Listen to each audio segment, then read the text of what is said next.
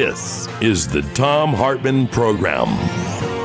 And welcome back. I'm Sam Sachs, filling in for Thom Hartmann here. We're just trying to help you win those water cooler wars every day over here. 6 minutes past the hour, last hour of the show, and I think it's going to be our finest hour.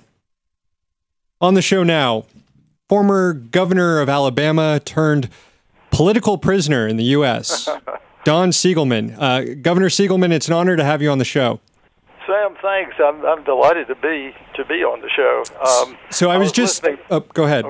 No, I was just listening to Tom on the biofuels, so talking about the turning whiskey into biofuels. I can just imagine somebody pulled over to the side of the road siphoning something out of their car, but and someone's saying that's a waste of whiskey probably somewhere.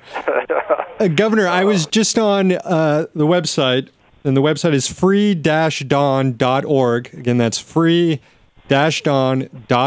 Everybody should go to this website. I was just there, and I was watching a trailer for a new movie that's in the works here, and I imagine that it's about your predicament, your ordeal as a governor turned political prisoner here in the U.S., and I imagine it's a film that Karl Rove doesn't want people to see. I can imagine Karl Rove trying to file some kind of lawsuit to block the film from being produced once he realizes that it exposes how he abused his power to destroy the political enemies of George W. Bush. Including yourself being that. Including myself. I'm not beating my own drum here, but I had been Secretary of State, Attorney General, Lieutenant Governor. I'd brought in 5 automobile plants in 3.5 years, and I had done some things that a Democrat couldn't do in a Republican state. This call is from a federal prison. That was to remind you that where I am. In case anyone didn't believe us. Right, exactly. But I was looking at the 2004 primaries and wanting to challenge Bush, not necessarily that I would be the Democratic nominee in 2004, but I wanted to, as a Southern liberal, challenge Bush on his education policies, his economic policies, and his war policies. And Rove, whether that was on his mind or not, we have sworn testimony that he was at the scene of the crime when the Department of Justice decided to pursue me. It was his best friend's wife in Alabama, the U.S. Attorney, who prosecuted me at a time when her husband was running my opponent's political campaign. And interestingly, two other points that the film airs. One is that we have sworn testimony from the Senate Indian Affairs Committee, and also a confession in Jack Abramoff's book that Ralph Reed, Grover Norquist, Mike Scanlon, and Jack himself were involved in laundering some $20 million into Alabama, in part to stop Don Siegelman.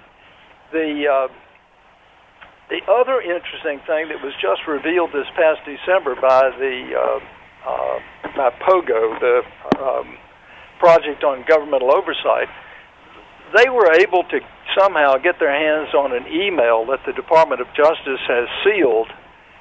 It's an email from the prosecutor who was heading up my investigation and prosecution, and he had emailed the son of my Republican opponent, giving him an update, a status report on the investigation.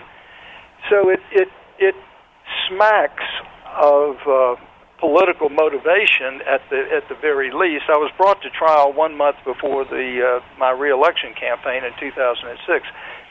But the documentary is something I hope your listeners and viewers will take a look at. And yes, it's at that. It can be seen at the free-don.org site. Right, and everybody should go check out that video right now. But I wanted to just mention this for those who are listening, because our system is not blind. It's not just. The scales of justice are not balanced. Our moral compass is off course. When the U.S. Solicitor General argues to the United States Supreme Court, and I'm going to quote, U.S. citizens do not have a constitutional right not to be framed. That was that argument made by the Solicitor General of the United States under the Obama administration was made January the 4th, 2010, to the United States Supreme Court. It's outrageous. It is outrageous. It's something that you might expect coming out of a prosecutor's mouth in Russia, but not out of the top lawyer for the President of the United States in this decade. Yeah. So I want to just sort of flow into something else quickly. I produced a primer on criminal justice reform that's also available at that same website, free-don.org. Mm-hmm. Because we are now at a point where we might be able to see some action by Congress in reforming, changing the criminal justice laws. Oh, it looks like we are going to do that. The Senate Judiciary Committee just released a blueprint legislation, and the House did as well, and it looks like that the momentum since at least Ferguson is kind of driving this right now. Well, it's good and it's healthy debate, and it's something that is definitely positive. But I want to warn people that they have opted for the lowest common denominator in reform. Mm-hmm. So what we have to do now is push Congress to amend this once this thing gets out of committee in the Senate, which it's expected to do, as you indicated, I think the 22nd of October. Mm-hmm. Out of the Senate Judiciary Committee, we have to hope that Congress will amend this prototype to include provisions of what was a pretty decent bill. It was called the Safe Justice Act. It is something that is being sponsored in the House. It has 50-something plus sponsors now, but it goes a little further than what the Senate is proposing. And I would ask your viewers and listeners, anybody that's listening, if you're interested in justice reform, if you're interested in people being treated fairly, please use social media and contact Speaker Boehner and ask him to push the Safe Justice Act out of the House Judiciary Committee and get it on the floor for a vote before he leaves us at the end of this month. This is a time for Justice Boehner to do some things that he wasn't able to do before. He doesn't have to kowtow to the Freedom. This call is from a federal prison. He doesn't have to kowtow to the Freedom Caucus. So yeah, he's got some freedom now, and hopefully he can pass. Right. At least stop the government from shutting down, but it maybe go farther than that and actually pass substantive legislation that we all need.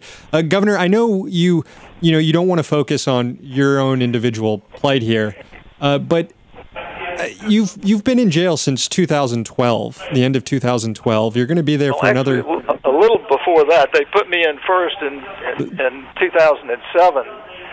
Until the 11th Circuit let me out. But go ahead, I'm sorry. That's right. Well, this has been an ongoing saga, and yet everybody, it's been pretty well documented what happened to you. You have members of Congress on Capitol Hill representing you, fighting for your cause. You have attorneys general from all across the country, fighting for you. You had a 60 Minutes expose that laid bare the facts of this case and showed what role Karl Rove may have had in this and how you are truly a political prisoner in the United States, and yet you're still there. How are you holding up? And how frustrating is it? Well, I'm fine personally. I spend my days working with other inmates trying to help them, and I'm focused on the bigger issue of criminal justice reform because, if this can happen to me, it can happen to anybody in this country. Yeah. Let me mention something else. I hear the sound of music. We're about to, real quick. About to go on break. Well, let's stick around. We're going to take a quick break. You stick around. Okay. We'll be right back with Governor Siegelman. This is the Thom Hartmann Program. All right, Governor Siegelman's still on the line. We have more time with you? We have a 15-minute limit on our calls, but I could try to call back in about a half hour if you would take the call. I'm not sure if we can do that. Let's just okay. Kind of run it for this 4 minutes here that we have. I just wanted to get your thoughts.